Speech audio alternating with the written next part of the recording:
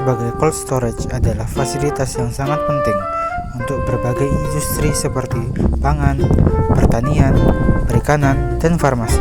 Tujuannya adalah untuk menjaga produk agar tetap berkualitas, segar, dan aman dengan cara mengontrol suhu dalam batas tertentu. Tapi ada satu masalah yang sering dihadapi. Salah satunya adalah sulitnya memantau kondisi cold storage secara langsung. Jika sistem pendinginan mengalami masalah, suhu bisa naik dan tidak terdeteksi dalam waktu yang lama. Selain itu, kebocoran refrigeran seringkali baru diketahui setelah terlambat karena tidak adanya alat yang mendeteksi lebih awal. Keterlambatan dalam penanganan dan dapat menyebabkan kerusakan pada produk, kerugian finansial, serta meningkatkan risiko kesehatan dan keselamatan.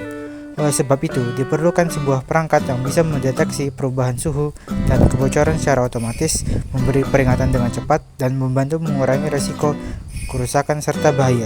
Sistem deteksi suhu dan kebocoran yang berbasis sensor adalah solusi yang efektif untuk meningkatkan keamanan dalam operasional serta menjaga kualitas penyimpanan di cold storage. Kelompok kami mempersembahkan sistem IoT cold storage pendeteksi suhu dan kebocoran gas.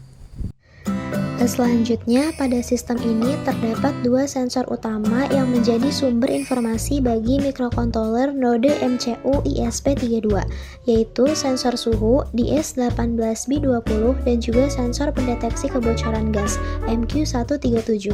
Nah, kedua sensor tersebut bekerja secara bersamaan untuk memberikan data kondisi lingkungan di dalam cold storage. Yang pertama itu sensor DS18B20 digunakan sebagai pendeteksi suhu. Nah, sensor ini dipilih karena memiliki tingkat akurasi yang tinggi serta mampu bekerja stabil pada suhu rendah, sehingga sangat cocok untuk lingkungan cold storage.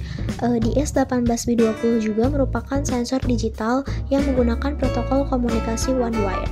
Hal ini berarti bahwa sensor hanya membutuhkan satu jalur data untuk mengirim informasi suhunya kepada ISP32.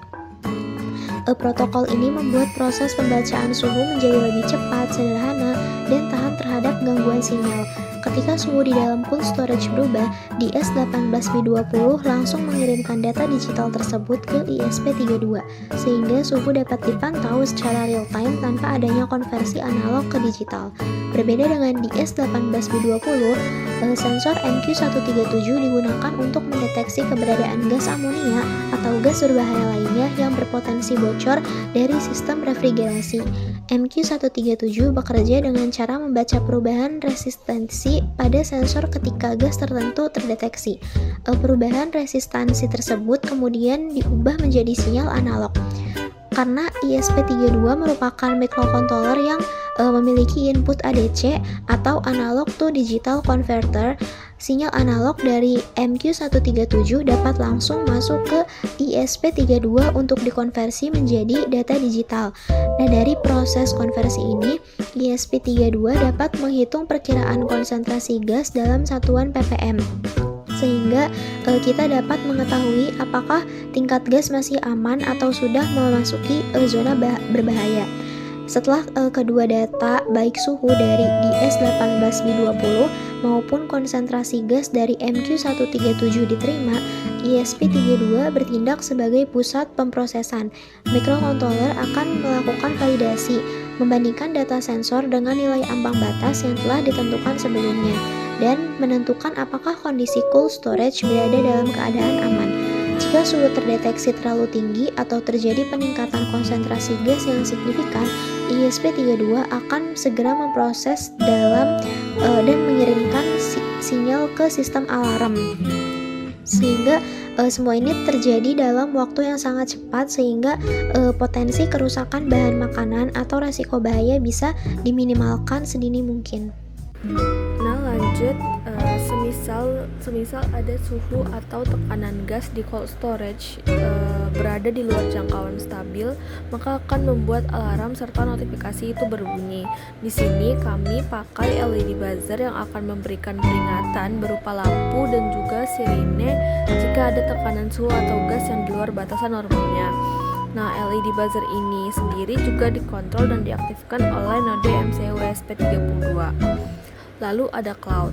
Cloud ini menerima data dari node MCU ESP32 dan akan mengirimkan data serta notifikasi melalui mobile.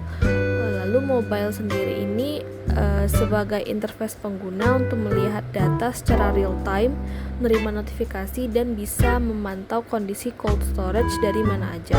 Mobile ini dapat berkomunikasi langsung dengan cloud melalui jaringan internet.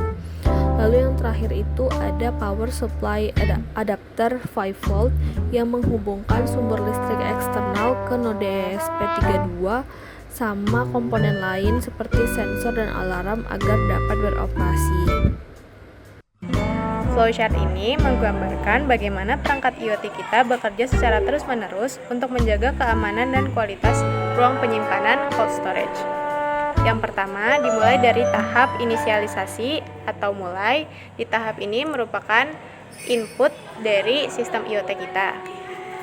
Untuk inisialisasi Wi-Fi, kita menggunakan microcontroller ESP32 dengan mulai mengaktifkan semua komponen hardware dan menyiapkan sensor suhu dengan DS18B20 dan sensor gas MQ137 agar datanya siap untuk dibaca. Yang kedua, kita ada siklus pemantauan atau disebut the loop. Di the loop ini terdapat sensor suhu dan juga sensor gas untuk mendeteksi kebocoran dan juga kelembapan. Lalu, kita akan mengecek kondisi apakah suhu dan gas melampaui batas maksimum. Jadi, langkah selanjutnya yaitu aksi berdasarkan keputusan, yang dimana di sini terdapat dua jalur, yaitu yang pertama jalur ya dan tindak. Jalur ya digunakan jika ada sesuatu yang memerlukan tindakan segera, seperti kondisi kritis, yaitu sistem segera memicu respon positif sehingga buzzer akan berbunyi dan LED akan menyala untuk memperingatkan personel terdekat tentang bahaya. Data suhu dan gas yang menunjukkan kondisi kritis ini diunggah ke cloud platform seperti Firebase dan Beilink. Ini berfungsi sebagai pencatat data dan pemantau jarak jauh untuk analisis. Yang kedua, ada jalur tidak, yaitu jalur status aman yang mengkonfirmasi bahwa kondisi ini masih berada dalam batas yang wajar, yaitu sistem mengirimkan pemberitahuan misalnya melalui telegram, sehingga pada jalur ini notifikasi dapat berfungsi sebagai laporan status aman. Yang selanjutnya adalah pengulangan atau loop.